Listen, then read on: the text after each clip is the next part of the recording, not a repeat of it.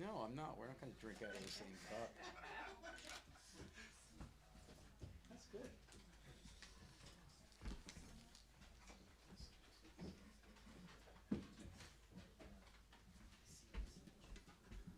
Hi, everybody. My name is Al Filreis, and I have the honor of introducing tonight's program and tonight's poet. First, let me say a couple things. In the living room, we have copies of Bitter English. Writer's House is strictly nonprofit, which means whatever the press charged us, we're charging you. So please buy a copy, and I'm betting that Ahmad will not mind inscribing a copy for you afterwards, correct? Sometimes I mind, but today. Okay. What a joker. Okay, so that would be great. That'll be an opportunity after. If you know you want to buy one in the middle of the reading, then you'll have your copy. You can sing from the hymnal, although it looks like from all these papers that he's going to be reading from new work and not so much from this, though in my introduction, I am going to ask him, I'm going to make a request.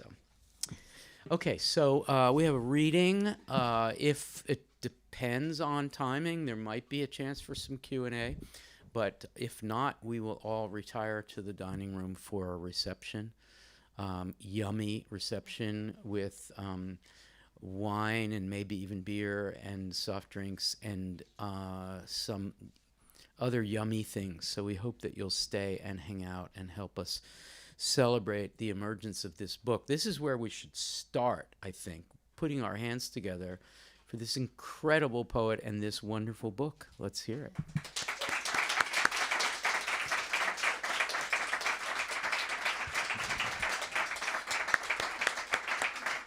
I am personally, having read it in TypeScript in earlier versions, I am personally extremely excited that the book has come to pass. And I realize that we've been scooped by lots of readings around town and elsewhere, starting in the summer, I saw. But we picked this date as a way of really celebrating. So congratulations. So what I'm about to read is short, and it will turn into, I'll publish it as a review in Jacket 2. He stumbles as he says pretty much anything to himself, always while successfully conveying such stumbling to us. He feels that he owes everything to one place, but knows that that place is, quote unquote, not here. Not the here of the place where he writes, not even the new here-ness the poem makes. How can a poet occupying the space of a page, the classic here where even a lost poet can call home, be alienated even from that here? The typical poetic existential here I am becomes a matter always of forgetting and remembering both. It's significant that one of the poet's muses in this book is his mother, she who suffers from memory loss. Almallah seeks to redefine the idea of the order of a poem, structure, organization, stanzaic form, on the basis of the experience of the citizenship interview and its orders as commands. As he is ordered to do this or that, he can only think that his best response is to conceive of order in a different way. So this is a book of stanzas, of forms. We encounter an English sonnet, part 2 of a poem called Lines of Return, in which appears a key phrasing of the book. Everyone's memory is here, such that here, again, is the very space, the only free space the poem establishes, an adopted form from another stanzaic tongue. And here he is, a West Bank poet digging in a West Philly garden, unearthing the tip of an iron tool, like some archaeologist of Neolithic life, But he doesn't know the terminology of tools and feels he is, quote, a deserter of my own language, unsheathing the sword of otherness. The poet comes into his own in the sequence of this book, but also I think overall as an emergent English language poet, refusing nonetheless to silence the mouthings of a mother tongue in a devastating poem called Into His Own.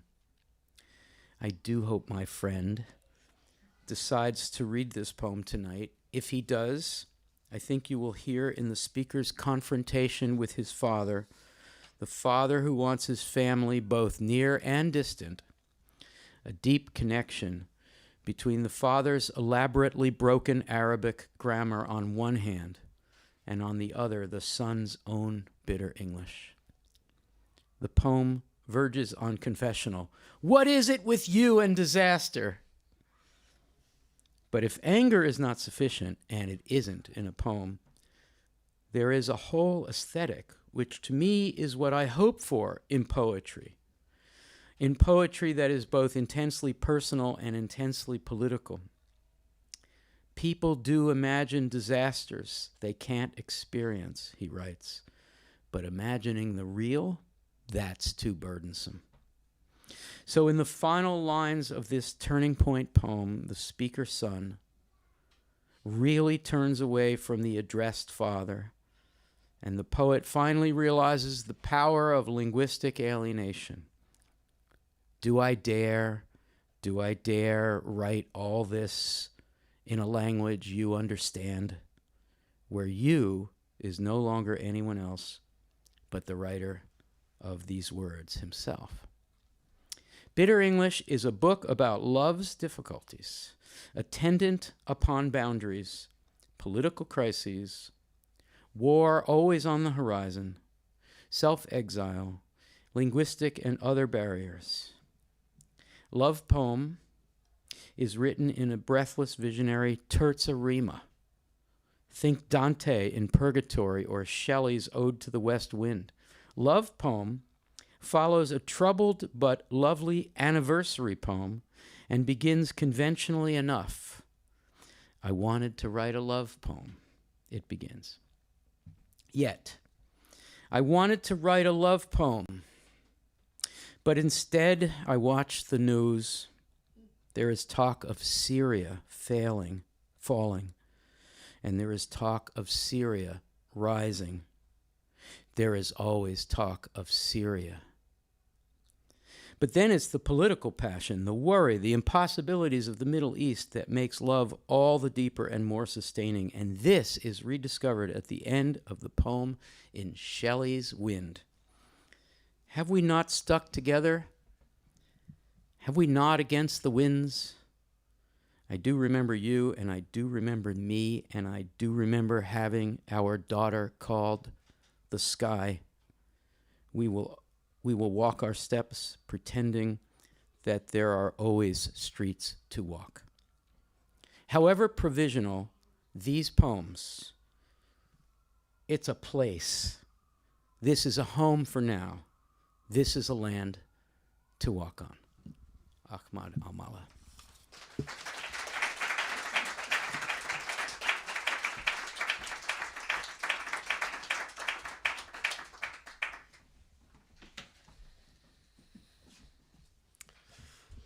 Wow, that was beautiful. Thank you, Al. I'm so embarrassed by this introduction that I'm just going to skip the reading altogether. All right, so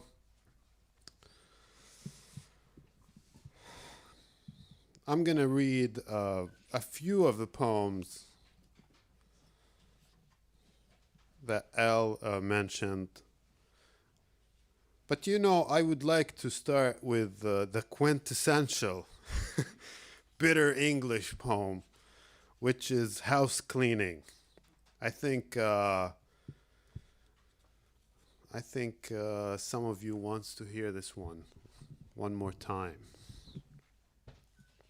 So, Housecleaning. 1. kitchen. There's a lot to take cleaning a kitchen. First of all, there's the dead mouse, or is it dead asleep? No sound I make, then banging around, no movement, nothing. And what is the best way to pick up dead things?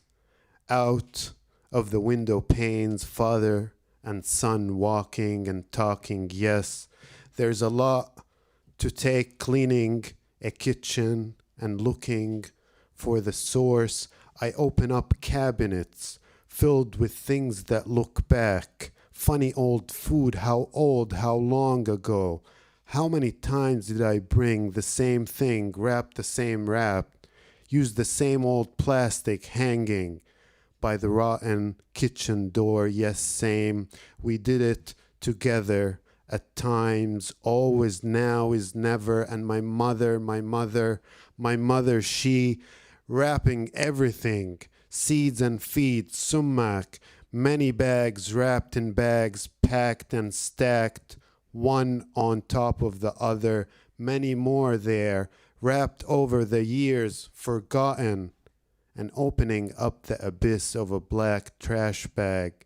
The cleaning starts small, bags dropping into the big bag, and the hand that handles hesitates. 2. Garden. As I was raking dead leaves in my city garden in Philly, and upon finding the broken tip of an iron tool used to pick the ground and dig out dirt, I realized I know nothing of the terminology for the things and tools of the earth. In this English tongue I use every day, composing and raking leaves. I am what I am, a deserter of my own language, unsheathing the sword of otherness. It begins cutting my disdain for the adoption and the pitiful thing adopted, and the whip lashing out against the world. And how have you been doing this AM? Well, historically speaking, I've been part of the disadvantaged of the earth all my life, and for 17 years now, I've been bottling up selves and sticking plastic bottles in the best of American Frigidaires.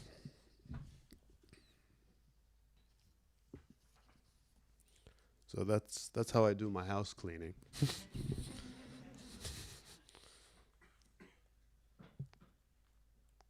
That's why nothing gets done around the house. It's so reflective. It's so... All right, so I'm gonna read another poem that Al talked about, which is Into His Own. Right, maybe we'll drink some water too. You know, Al, I would have never thought of reading this poem for some reason. Like I always skip it, but here we go. Into His Own. I keep getting these messages from you, Father, these texts with prayers, implorations to Allah, with flowers, roses in the background, written calligraphically and decoratively in the most broken Arabic.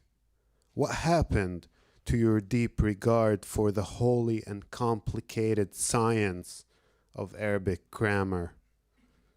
Is this the sign of the world now? Yes, I read them, those texts, and I want to laugh, though I'm crying out to you now, Father. What is it with you and disaster?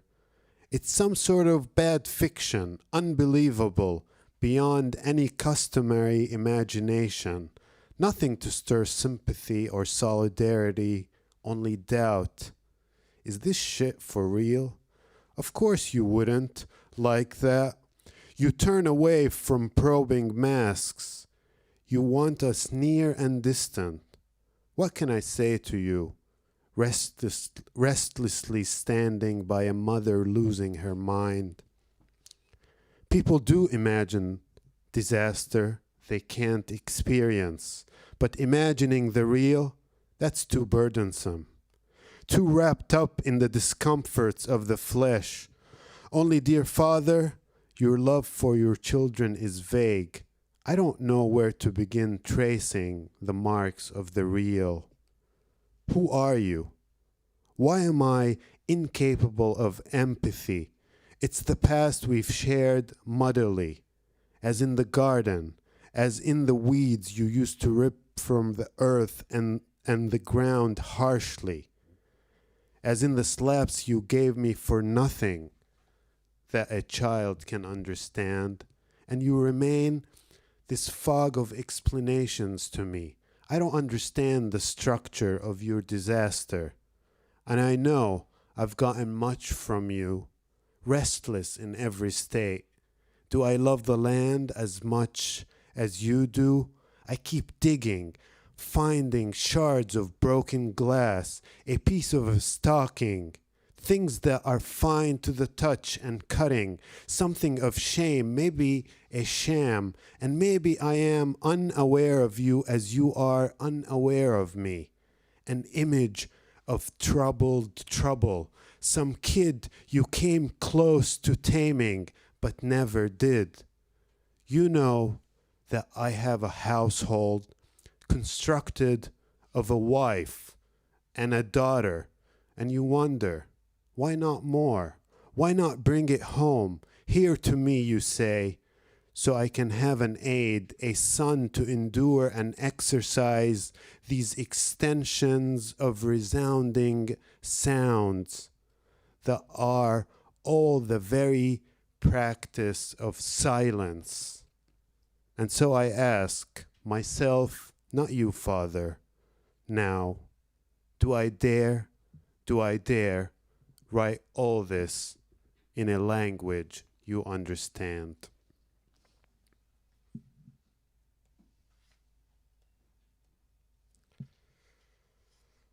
Okay. Right, maybe we should lighten up the mood a little bit. No, it's all right. We know. I think love poem will lighten up the mood. Would it? I don't know. You're right. This is a heavy book. It doesn't look heavy, but all right. This is love poem. I always like reading a love poem. I wanted to write a love poem, but instead I watched the news. There's talk of Syria falling. There's talk of Syria rising. There's only talk and talk of a lion gripping fighting over lots and lots of talk. Though you do remember clearly that I always wanted you. Though we had no plans for nothing, there were tides and lands and tides. And incessant talk of nothing and a seed to plant in hand. Though we've seen it all in burning, have we not the winds to blame? Yet there's always talk of Syria, there's always talk of home, and there's always something eating, there's always something wrong.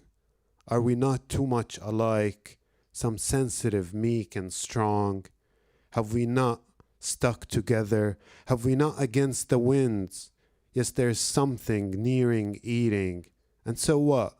We've gotten it all wrong.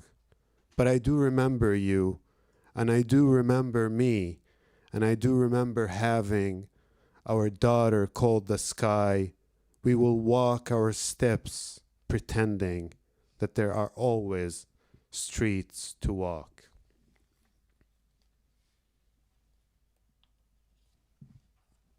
All right, so I think that should do it from Bitter English.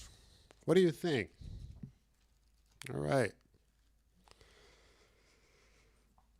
So let's read some other poems. And also here I have many people who have showed up in other readings, so I have to come up with new poems all the time. This is a lot of pressure. So I'll start with an apology to my mother. It's my cries of liquid passing through your body. Somehow I am tied to you after all. I suck on this dumb thumb, slowly becoming the fist I'll form and raise against the world. But for now, I'll pass the time. I'll keep the fresh bone stuck to the untamed tongue.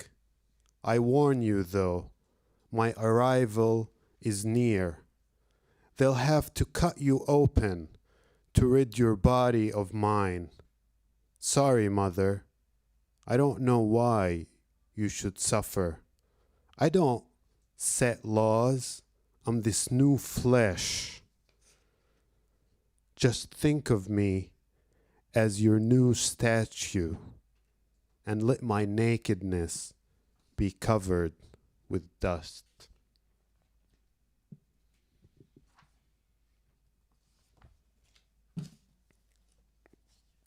Yeah, we're still on a very heavy note.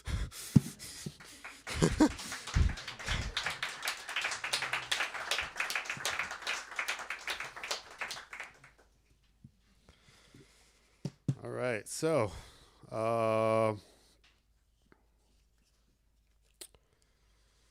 this is about the sky. It's called The Sky Keeps Surprises.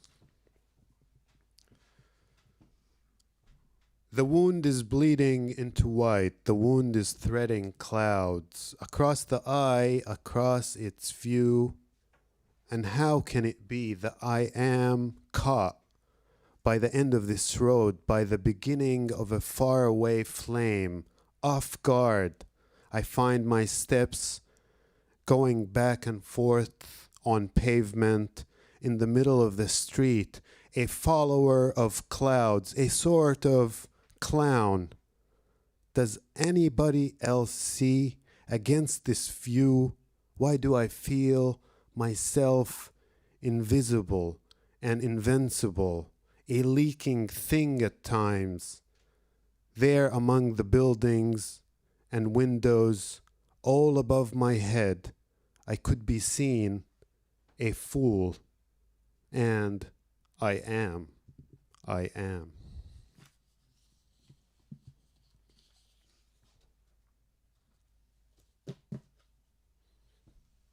All right, so the title is taken from Hart Crane, and it's called In That Memory All Things Nurse.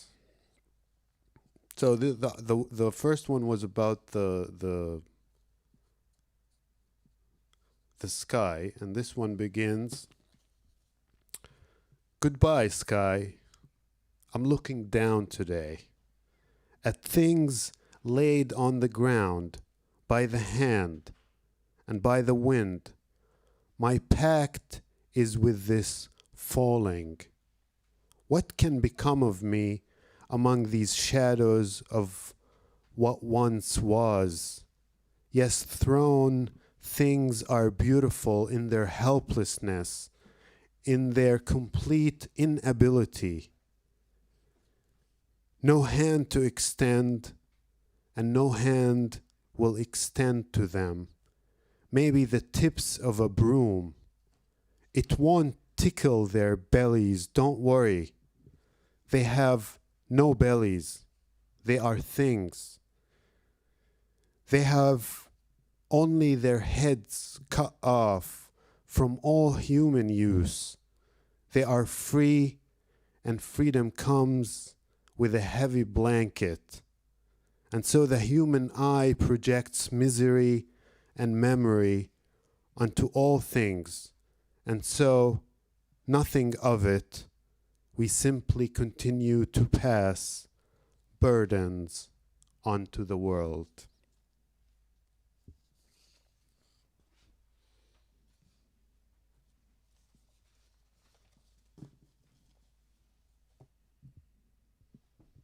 Right.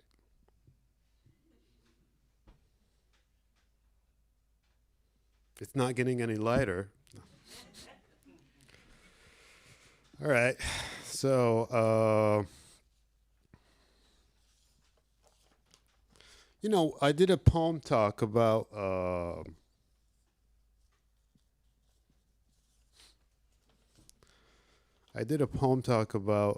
Mending Wall by Robert Frost today. And I have this little poem about a broken wall. It's just a few lines that I would like to read. So this is called A Broken Wall. The bricks on the side apart where irony used to hide. That's it.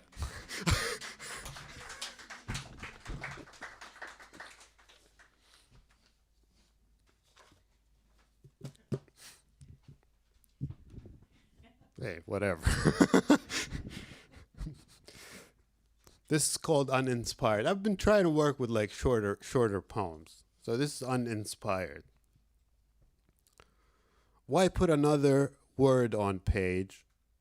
A fine thought sticks out of the edge of this chair.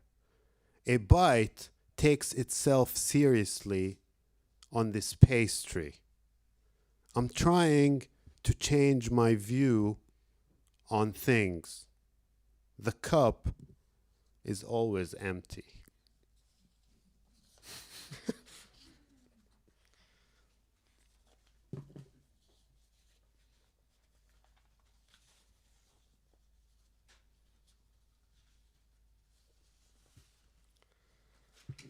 How much longer do you want me to go on?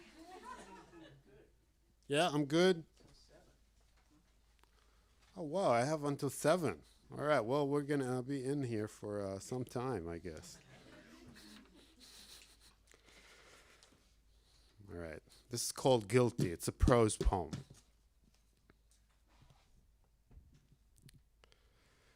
And to associate is our biggest mistake. My biggest mistake, for sure. A thing does not belong to the mind. And as though these chairs facing one another, and as though the table separating them is a mirror, and as though the play of the different things put together in some arrangement or another is a statement. It's been all said before. Can it now be forgotten?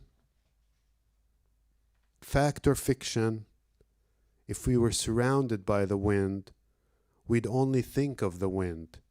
Yes, the things in life have a way of sneaking into the body, and they have a way of turning and turning inside.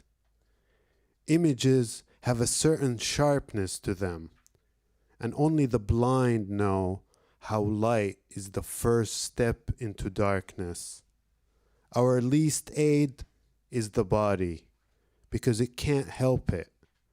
It takes on many shapes, always leaving the essence behind.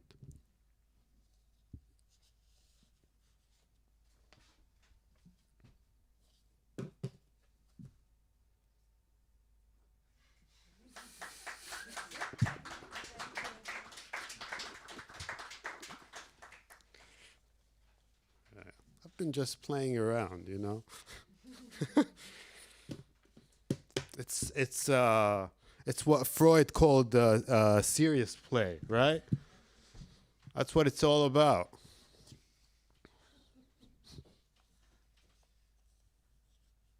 I really envy my daughter when I see her like kind of in her room talking to herself.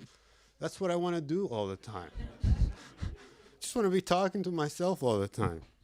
Why don't I get to do that, Al? All right. If I end up in the right insane asylum, I'll be able to talk to myself all the time. All right. So this is called My Promise to Tabitha. Tabitha, the biblical name. Am I pronouncing it right? Before your vision, I was in such a bad state, trying to imitate as the body adopts inner pains, loses sight through the eyes. It doesn't break, though, it crosses itself in imitation of its own blindness. This is my promise to you, to the stranger in you. Only the familiar things cause us pain. We want to protect what's our own, but how mistaken we are. Yes, the whole of humanity. I congratulate you, Tabitha, only you, on your choice of vision. There shall be no further exchange between us. Only I promise you, dear stranger, that I'll keep your biblical name fresh in its syllables. Tabitha. A kind song grows out of such sounds, but there's no need for burning wood.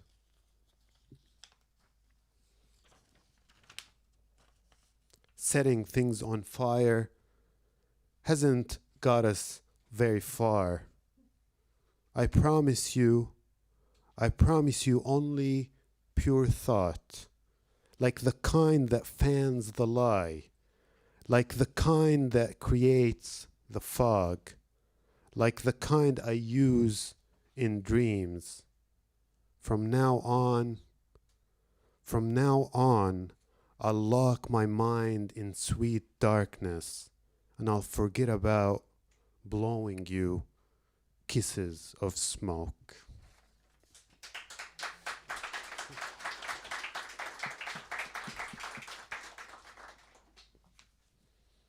Finally, I got a response about a poem.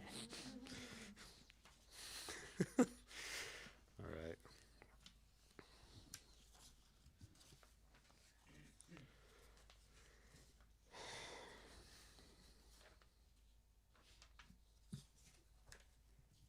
How should we order this?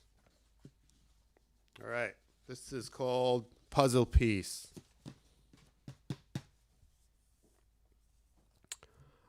I am connected to another 1,000 pieces.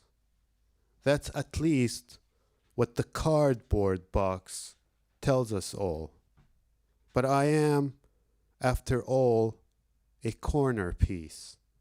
And if my smooth edges do not find a wall or an edge to lean against firmness, I shall then wait forever for hands putting the pieces together to connect me with my own.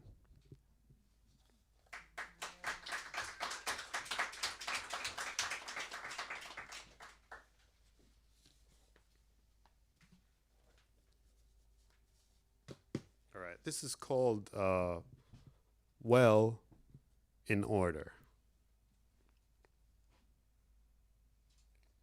1. Well, in order to reduce you, I'd have to know your name. Or I could proceed in my reduction by simply making up one, but it wouldn't be the same.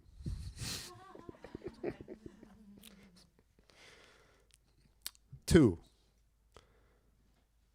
What's happening is not now. What's happening is absent from the let's read it from the beginning. What's happening is not now. What's happening is absent from the memory of familiar things. 3. When music moans inside, no silence can be found. You could go on disturbing. You could go on denying. But the sound will make an echo, and the echo will resound.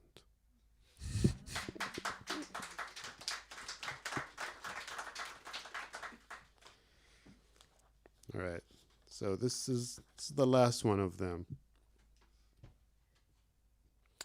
The brain is just a well. The brain is just a well. When filled to the brim, it drowns.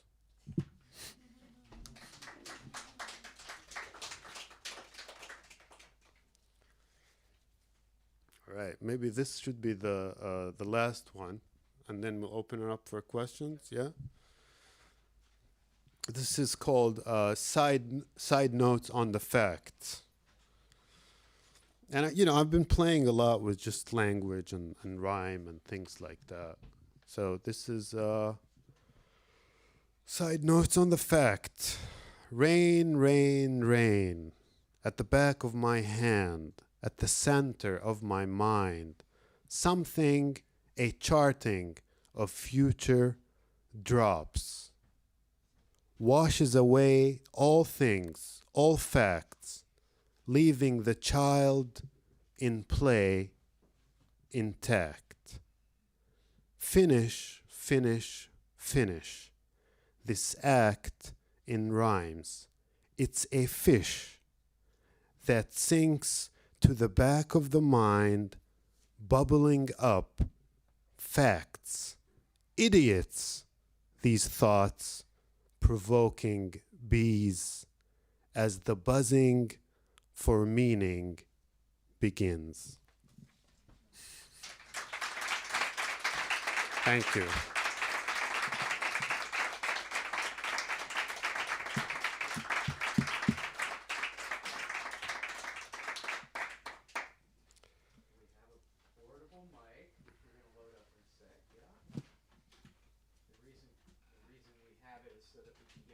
Questions on the recording. How are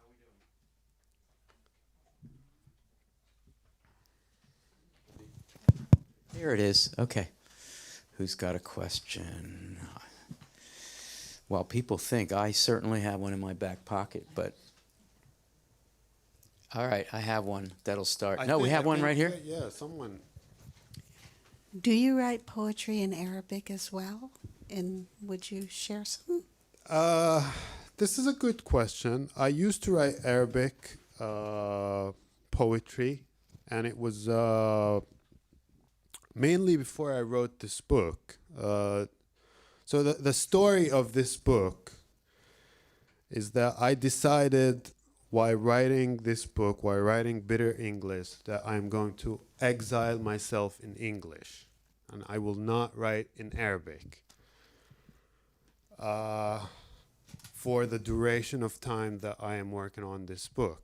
Now that I have finished this book, I began writing some Arabic stuff here and there, and on a trip to Lebanon, to Beirut, I gathered a few notebooks of Arabic scribbles, and I recently went through them, and I don't know where I'm gonna go with them, but it's kind of coming back a little bit here and there, but it's not fully formed. It needs work. I'm still waiting for the time where I can sit down, focus on writing Arabic again, and see where this kind of experiment of going back to Arabic will lead. So there you go. Question? Samad, do you have a question for Dad? Okay.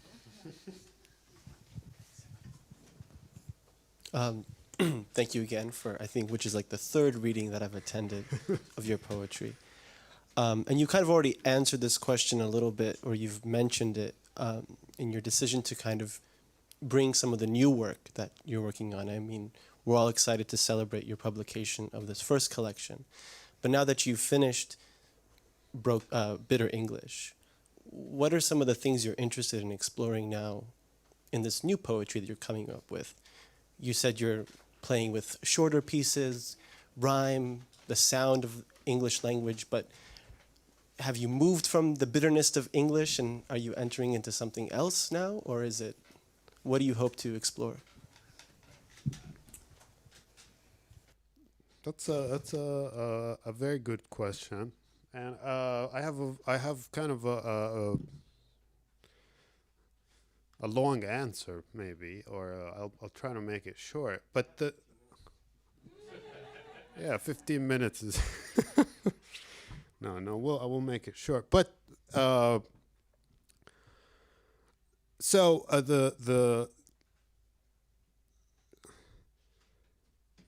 so Bitter English was finished, and Bitter English actually ended up being this. But I've discovered that the poems that I've taken out of Bitter English over the process of writing it for 4 years could actually make a collection on their own. And I don't know if you remember this, Al, but some of the essential pieces that were in the book, like Recourse, the one that you wrote about, On the Way Between, there were like Afterlife, and some other really good poems that were in this book ended up not being in this book for the sake of this arrangement, because I wanted to kind of get to this kind of arc that I have in this book. So that's one project that I have. The other project that I have is in terms of another collection, is to actually write, and this is what I'm working on right now, maybe a little bit more actively, is to write a collection about things. And this is where the whole idea of the table and chairs poems came together. In the previous readings, I read a lot of poems about tables and chairs and the relationship between tables and chairs. And I regret not sharing many of them with you, because some of the people in the audience are already heard them. So I wanted to give them something new. So that's the other kind of idea that I'm trying to work with the things that surround me, and write something about them.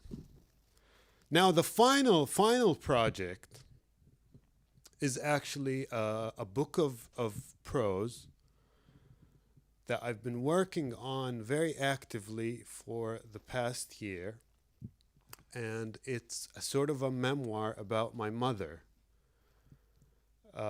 It was originally called Her Book of Recipes, as you know, Al. But then I'm kind of now changing the plan and making maybe like Her Book of Recipes as one chapter. So I finished 3 chapters of this book, and it's sort of a memoir about my relationship with my mother, and kind of an exploration of motherhood, like what is motherhood, and an attempt on my part to occupy sort of a different body in order to understand motherhood, and in order to understand that kind of concept. It's a bit of an ambitious project, but the other thing about it is to try to find the mother in language. Also, this idea came from a conversation actually with Adonis in Beirut, the Lebanese poet, the Syrian poet. Thank you. Well, he looks Lebanese to me.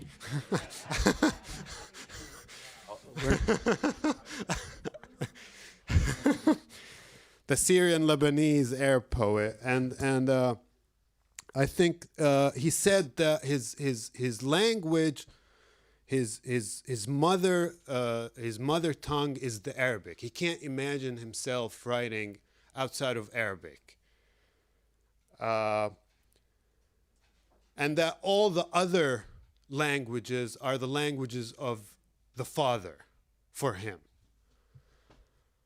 So I thought about sort of my situation and sort of like the situation of an exile. And then I went on this kind of hunt for finding the mother in the language of the exile, which is the English language. And that's really what the book is about. That's why it's really, really very poetic prose. It's kind of all over the place. It kind of dips into childhood and goes outside of childhood, and it's been really wonderful working on it, because it also gave me a different form to work on. And I was telling Al that I sometimes this summer I would write for 4 hours straight with my hand. And that's something that I didn't do, with the poems. And I would feel kind of like the pain in my arm. And that felt so good. It's like, it's kind of like real labor-intensive work.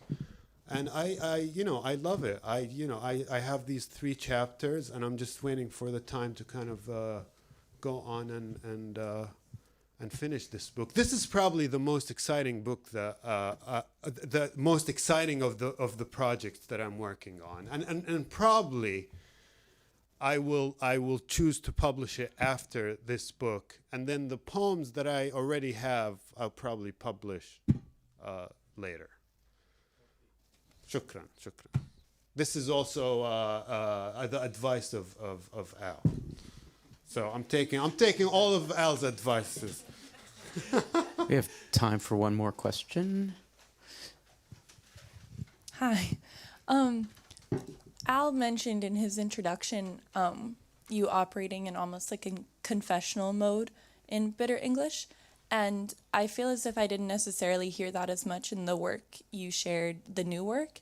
Yeah. And I was wondering if that was a conscious decision to operate within that genre in Bitter English, to kind of place yourself within like an English poetic lineage, because it is an exploration of writing in the English language. Mm-hmm. I was just wondering if that was like a thought process. That's definitely a thought process.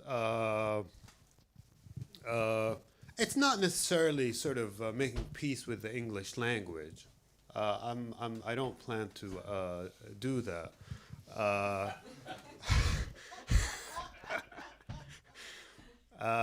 For the simple reasons that becomes too comfortable, and if it becomes too comfortable, it's going to become boring, and it takes the intensity out of the work, and I don't want to get to that yet. I think the like one of the things that haunted me after the publication of Bitter English is that I will get outside of sort of like the bum state of a poet. I'm becoming sort of like a published author, and actually before this becoming a book, I just went crazy with the writing routine. I became like a fanatic about it. Like I wanted to use every bit of time that I have before this book becomes a reality to write outside of being a published poet. And many of these poems, I just pick anything to write about, while I still can, as a bum, not as a published poet, because historically, a lot of the great poets that got really comfortable with being great poets start becoming bad poets. I don't want that. I still want the possibility for good poetry. All right.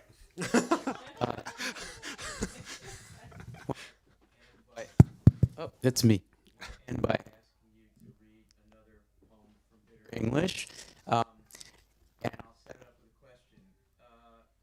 The powerful combination in the book for me is, on one hand, linguistic self-exile, and on the other hand, your mother's non-metaphorical memory loss and the mother tongue endangered by a decision you made being here and then a decision that her body made.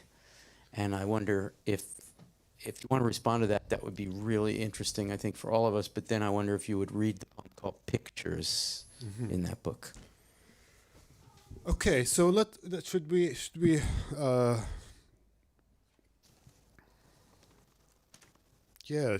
read the poem first, or should we answer the? I think answer and then read. Okay, all right. Man, now I missed this book. I want to read more from it.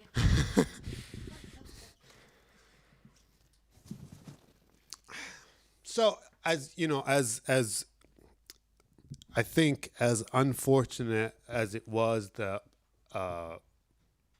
my mother was losing her memory. At the time, especially, we moved to Philadelphia. It became really essential for me to pick up writing as a way of remembering her, and as a way of opposing or acting against that loss of memory. And I think that was a real driving force behind picking up writing with the seriousness that I decided to pick it up in Philadelphia. Because also one of the things that I did with my mother constantly was cooking. And that's also what the prose book is about. Actually, what I did is sort of the only artifact that I have from my mother, as a written artifact, is this book of recipes that she gave me before coming to the United States. And I wanted to translate those texts to poetic texts, and I wanted them to be charged with the intensity that I experience upon just reading them right now in my state. And one of the last things that my mother told me before she stopped really making any sense, and this kind of gets into the book somehow. She told me, Ahmad, make something beautiful. And I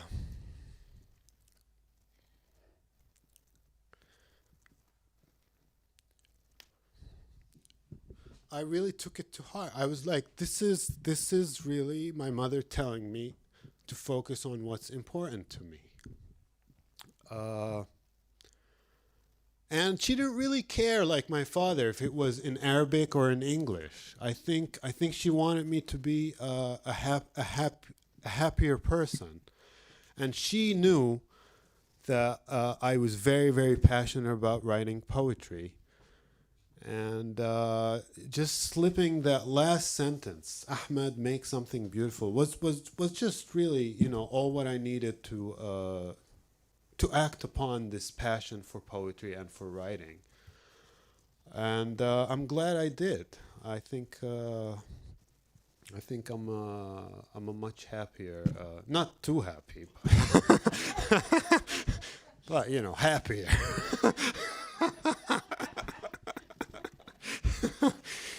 But you know, I mean, losing her over the last year, I mean, it was tough. But anyhow, so this is pictures, and it's wonderful to I guess end on this because it's a poem about my mother. Pictures. We sat together, you and I, mother next to son, the armchairs worn against the dullness of white walls. You read aloud the same sentence, over and over. I place your hand in mine. Do I let go? I stand. There was between us something, everything. To you the past is us, the past is everything. And there I look the beige cupboard full of pictures. It's still closed up, your youth, I know almost nothing. I am your son, the youngest one, the son of your aging. I open up the beige, the black and white pictures. Your arms revealed and in the sun revealing. The weak and slender hand is aimless on the table. I place a photo in your palm, your daughter and your sons. I am a child. The funny face I make, you point to him. You ask if he belongs to me. I say he is your son. You do not know. You look at me in wonder. The past is everything, the present. Your mind, the nerves, the stems of blood bursting. Ahmad,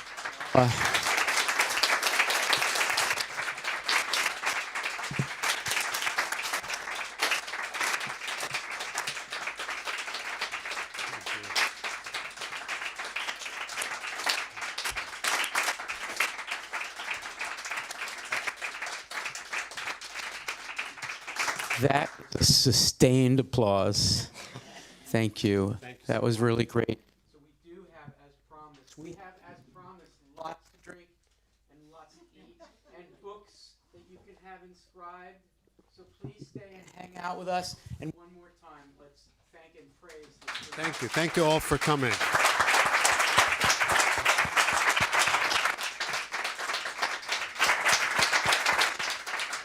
Thank you.